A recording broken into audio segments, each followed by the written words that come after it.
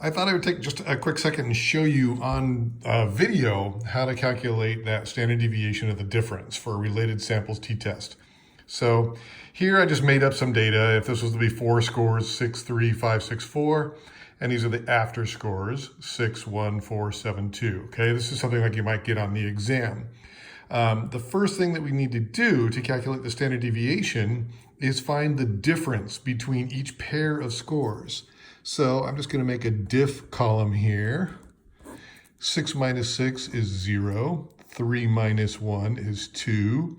5 minus 4 is 1. 6 minus 7 is negative 1. It's important to keep the sign. And 4 minus 2 is 2. So here we have the different scores. Now these are the scores that we work with, and we can ignore those for the standard deviation. All right, so if we just add these up, we're going to get the sum of the difference scores.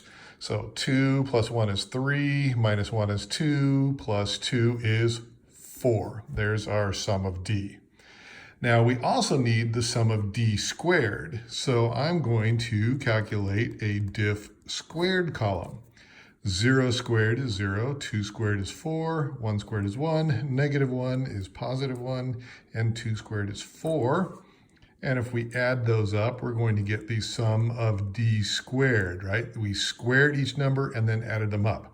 4, 5, 6, 7, 8, something's wrong. Oh, that should have been a 4, duh. Okay. All right, shouldn't video and talk at the same time. Okay, so 4, 5, 6, 7, 8, 9, 10. So we now have a sum of D squared equals 10. And we also know that our N is the number of scores. There's 1, 2, 3, 4, 5 difference scores. So our N equals 5. Now we have all the numbers that we need to plug into the standard, regular old standard deviation formula, which is the sum of x squared minus the sum of x, which we have to square, divided by n, all divided by n minus 1, because this is a sample, and we square root the whole thing at the end. The only thing different about the formula for the standard deviation of the difference is that we have to remember to use the difference scores. So we just plug in sum D and sum of D squared instead of x and x squared. So here's the sum of x squared, there's the sum of D squared. So we're going to plug in a 10 there.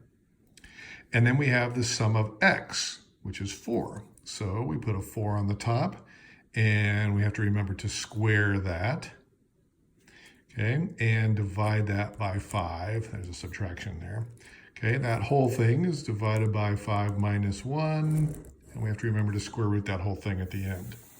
Okay, so let's start whittling it down. This becomes 10 minus 16 over 5 divided by 4, square root, which is 10 minus 3.2 over 4, square rooted, sorry about that, square rooted, all right, which in turn equals 6.8 over 4, square rooted, which is, I'm breaking this down into every little step just so you can see if you're making a mistake along the way, exactly what step you're making a mistake at.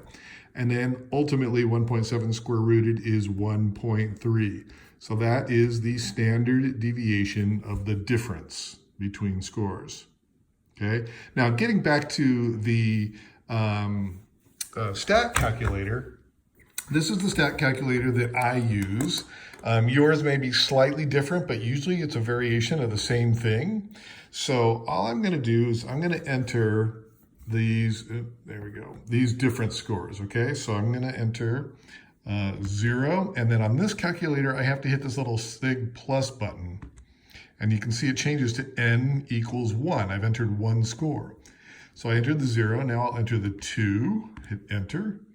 I'll enter the 1 and hit enter. I'll enter the 1, but I have to remember to make it negative. See, it says negative 1 now, and I'm going to hit enter. And then lastly, I hit the 2 and enter.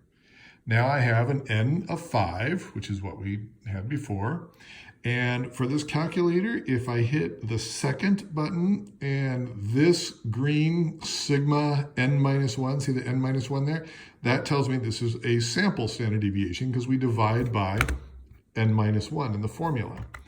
So if I clicked up this one, which is just n, that would give me a population standard deviation. That would be wrong. Anyway, now that I have all the numbers entered, just hit the second n-1, and we get a standard deviation of 1.3, which is exactly what we got when we did it by hand. All right.